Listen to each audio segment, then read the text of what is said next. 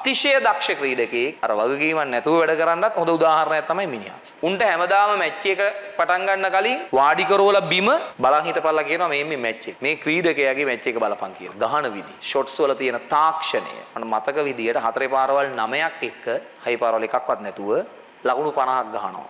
ආයෙ ගහනවා ලකුණු 107ක්. නොට් අවුට් 107 43 ඉඳලා 83 විතර වෙනකම්. එක 4 පාරක් 6 පාරක් ගහන්නේ. ආසාවට ක්‍රිකට් ගහන මට්ටමේ සල්ලි තිබුණු කෙනෙක්. හැම එකකටම ඕනේ දක්ෂ අනම්මනා වැඩන්නේ නායකයා වෙන්න ඕනේ. අන්තිම ටෙස්ට් මැච් එකේ ලකුණු 200ක් ගැහුවා නොට් අවුට්. සංගක්කාරත් එක්ක දුවන්න ගිහිල්ලා අවුට් වෙනවා. ඒ රන් අවුට් එකෙන් පස්සේ ක්‍රිකට් වලින් සමුගත්තා. ප්ලෑන් මේකට කරන්න ඕනේ. වගකීම තියෙන්නේ වාගේ අතේ. මේ වගකීම කියන කාරණාව ඔයාට ගන්න බැයි නම් ඉතින් සාර්ථක වෙන්න බැහැනේ ළමයි. ඒක ඔයාට ඔය වයසේදී ඔය වයස ප්‍රමාණවත් තමන්ගේ ජීවිතය ගොඩනගා ගැනීම සඳහා වගකීම ගන්න එක.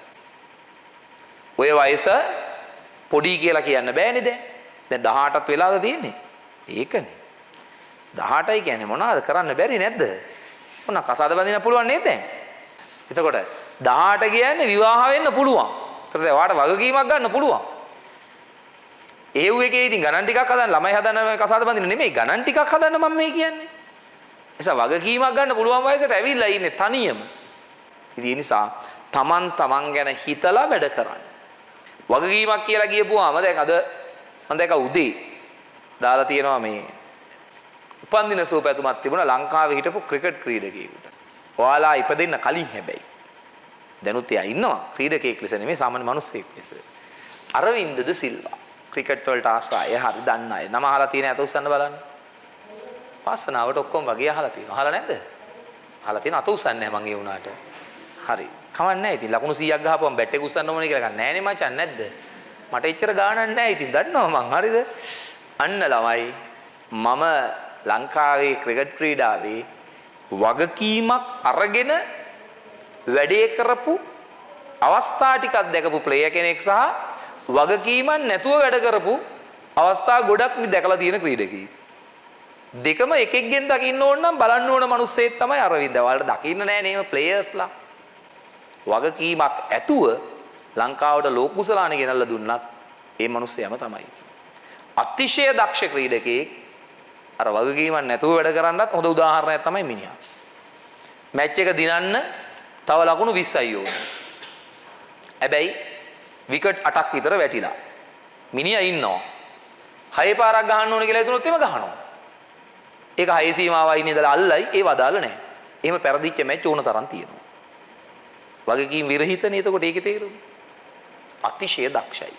හැබැයි වගකීම් සහිතවත් මම ලංකාවේ ලෝක කුසලානයක් දිනලා තියෙනවා දැකලා තියෙන්නේ 50 ඕවර්ස් මැච් වල එකපාරයි. ඔබ දැකලාම නැහැ. ක්‍රිකට් වලට ආසායට දකින්න ලැබෙන එකකුත් නැහැ. ඉස්සර අවුරුදු 5-10 කාල සීමාව තුලත් එහෙම වෙන එකක් නැහැ. හැබැයි මම ඒක සජීවීව දැකලා තියෙනවා. ආන් ඒක ලංකාවට ගෙනල්ලා දුන්නු ප්ලේයර් තමයි අරවින්ද. එයාගේ උපන්දිනේ අද. එයාගේ උපන්දිනේ. අදට අවුරුදු 60ක්. අදට අවුරුදු 60ක්. එයා ක්‍රිකට් ක්‍රීඩාවට එන්නේ මට මතක විදිහට හරි 84 විතර. ඒ කියන්නේ ක්‍රිකට් ක්‍රීඩකයෙක් ලෙස ක්‍රිකට් ටීම් එකට ලංකාවේ ටීම් එකට එන්නේ 84. 84 දී යාගේ වයස කීයද? කීයද වයස? 19යි. අවුරුදු 19 දී ලංකාවේ ක්‍රිකට් කණ්ඩායම නියෝජනය කරන්න එයාට අවස්ථාව ලැබෙනවා. ඔයාට 18ක් පැනලා කියලා දැන් කිව්වා නේද? ඒ කියන්නේ ඔයාලගේ වයසට ආසන්න වයසේදී ඔයාලගේ උපන්දිනේ ඔය වයසම තමයි. ඒතකොට ඔය අවුරුද්දෙම ලංකාවේ ක්‍රිකට් කණ්ඩායමේ 11 දෙනා අතරට එනවා. ඒ කියන්නේ ඔබ පොඩි නෑ කියන එක තේරෙනවනේ දැන් එතකොට. හරිද? එහෙම ආපු ගෙනා 96 දී ලංකාවට ලෝක කුසලානේ ගෙනල්ලා දෙනවා. මම ඒකට ආසයි. ඒක සැරින් සැරේ බලන එකක්. මම ක්‍රිකට් වලටත් ආසයි. ඒක සැරින් සැරේත් බලනවා. දැන් ඉන්න ටීම් එකක් ඉන්නවනේ.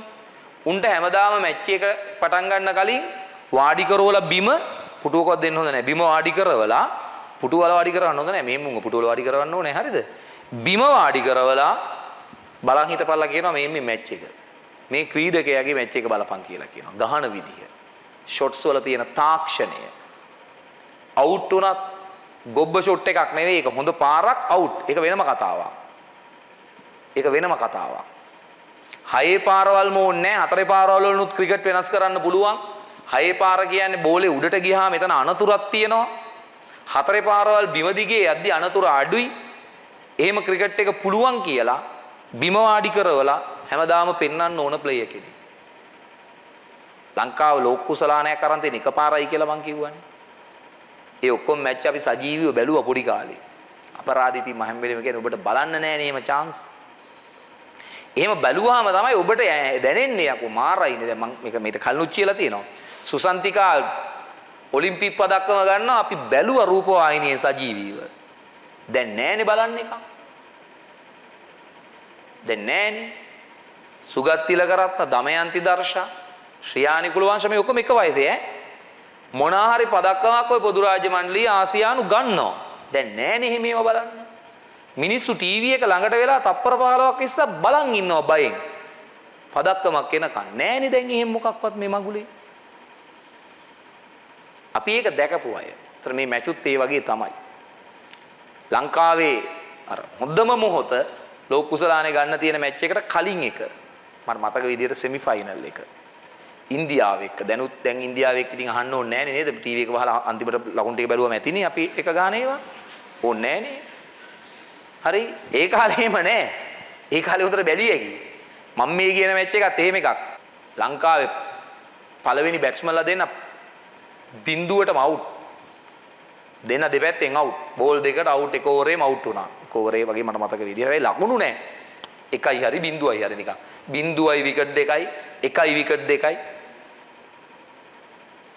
එදත් ඉවරයි තියර ගියොත් එහෙම මම මේ කියන අවුරුදු 60 ලබන මිනිහා ඇවිල්ලා එතන ගහනවා ළමයි පස්සේ නිවාඩු වෙලාවක අර ස්ට්‍රෙස් රිලීස් කරගන්න බලන්න පුළුවන් මැච් එකක් දැන් වගේ නෙවෙයි දැන් 20 එම ඇවිල්ලා ඒ කාලේ නෑ හතරේ පාරවල් වලින් විතරක් ගහනවා මට මතක විදියට හතරේ පාරවල් 9ක් එක්ක හයි පාරවල් එකක්වත් නැතුව ලකුණු 50ක් ගහනවා 80 විතර එදි මිනිහා 66ක් ගහනවා බෝල 53කට විතර අවුට් වෙලා යනවා අපි ඒ හින්දා අර විකට් දෙකක් තුනක් වැටුණත් මෙයා වැඩේ අල්ලලා දුන්නු හින්දා අනිත් ප්ලේයර්ස්ලා අරන් ඇවිල්ලා ලකුණු 250ක් විතර ගහනවා පාර මාර ඉනිමක් ඒකයි පට ගාලා ගහනවා අර හිර වෙලා තිබිච්ච මැච් එක ලෙහලා දෙනවා වගකීමක් ගන්නේ කොහොමද කියලා බලන්න ඕනේ ඊට පස්සේ 250 ඉන්දියාවෙන් අරයි යද්දි 110 විතර වෙද්දි විකට් 8ක් විතර යනවා ඉන්දියානු ප්‍රේක්ෂකයන්ට ඒක බලාගෙන ඉන්න බැරි වෙලා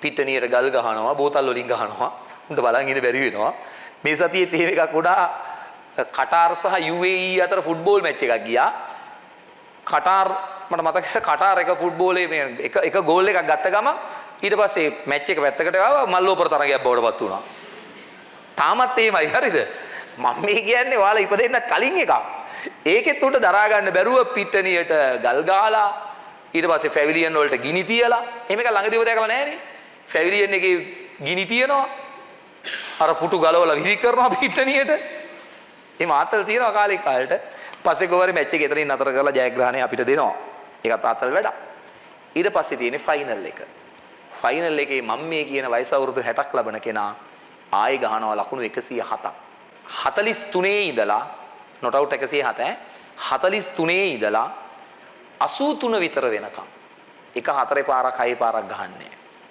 එකේව විතරයි ඇයි අවුට් වුණොත් මැච් එක පරාදයි කියලා දන්නවා වගකීම කියන්නේ අන් ඒකට මැච් එක ආපහු ආවට පස්සේ තමයි හතරේ පාරක් ගහලා ඒ වැඩ ටික ඔක්කොම ඊළඟට යන්නේ මිනිස්සුන්ට වගකීමක් ලැබුණම වගකීම මොකද්ද කියලා දැනගන්න එක තමයි වැදගත්ම දේ. මම ඔබට කියන්නේ වගකීම ගැන. අපිට ආයේ කවදාවත් හම්බුන්නේ නැති අවුරුදු 30කින් හම්බ වෙලා නැති අවුරුදු 30ක් මේ පිට දැකලා නැති ඒ ස්වර්ණමය මොහොතේ දාගෙනලා දෙනවා. හොඳ මේක තමන්ගේ ජොබ් එක ඉවර කළාට පස්සේ මං ආස ප්ලේයර් කෙනෙක් සහ මිනිස්සෙක් හරි තමන්ගේ වැඩේ ඉවර කළාට පස්සේ ආයේ මේ වැල් වටාරන් කයිවාරු ගගහා ඉන්නේ මං හින්දා තමයි ලෝක කුසලානේ ගෙනාවේ මොකුත් නැහැ.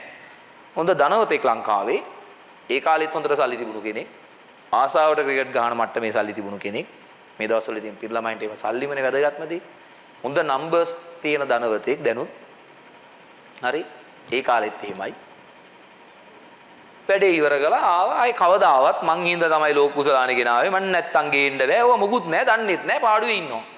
මං අද කියනකම් මේක ඔබ දන්නෙත් නෑ. සමහරට මිනිහා දන්නෙත් නැති වෙන පුළුවන්. මම මෙහෙම කියද්දි ඇත්තට යකෝ 43 ඉඳන් මං 4 පාරක් ගැව්වේ නෑ නේ කියලා. ඊළඟ එක හැමෝටම ඕනේ අපේ ටීම් එකෙත් ওই ප්‍රශ්නේ දැන් තියෙන එකයි. හැම එකාටම ඕනේ දක්ෂ අනම්මනා වැඩන්නේ නායකයා වෙන්න ඕනේ. හැම එකාම ආස නායකයා වෙන්න. ඉස්කෝලේ ටීම් එකෙත් එහෙමයි. අම්මලා තාත්තලාට ඕනේ තමන්ගේ ළමයා නායකයා වෙන්න. කවදාවත් එහෙම එකක් පිළිබඳව අදහසක්වත් නැහැ. දුන්නොත් නායකත්වය අරන් කළා එච්චරයිම නායකයෙක් ලෙස මොකුත් නැහැ. එහෙම නැහැ. තමන් නායකයා වෙන කෙනා එක්ක වැඩ කළා ලස්සනට වැඩ ටික කරලා අදටත් නියම වැඩක් කරලා සද්ද නැතුව ඉන්න කෙනෙක්. මම මේක කියනකම් ඔබට හිතෙන්නේ නැහැ. අවුරුදු 60ක්. මම ඒක ආස ප්ලේයර් කෙනෙක් සහ ආස වැඩක් ඒක. ඉතින් අවාසනාවට ආයේ ඔබේ ජීවිත කාලය තුල එකපාරක් හරි ඔක දකින්න හම්බුනොත් ලෝක කුසලානයක් ගන්නවා හොඳයි. ඊට පස්සේ 20 එකක් ගත්තා 2014 ෆයිනල් කීපයකට ඇවිල්ලා අපිට පරදින්න වුණා ඒ අපරාධේ. ඒම අවස්ථාවක් මෙහෙමයි. ආස ප්ලේයර් කෙනෙක් අන්තිම මැච් එක 2003 සෙමි ෆයිනල් එකේ ඒකත් ඕස්ට්‍රේලියාවට 212යි ගහන්න තිබ්බේ. සංගක්කාරත් එක දුවන්න ගිහිල්ලා අවුට් වෙනවා. ඒ රන් අවුට් එකෙන් පස්සේ ක්‍රිකට් වලින් සමුගත්තා. අන්තිම ටෙස්ට් මැච් එකේ ලකුණු 200ක් ගැහුවා නොට් අවුට් සමුගත්තා. ගහන්න බැරුව සමුගන්න එක නෙමෙයි. අවුට් වෙලා පච වෙලා යනවා නෙමෙයි. අන්තිම මැච් එකේ 200ක් ගැහුවා. ගියා. වැඩ නේවා. වගකීම කියලා කියන්නේ ඒක.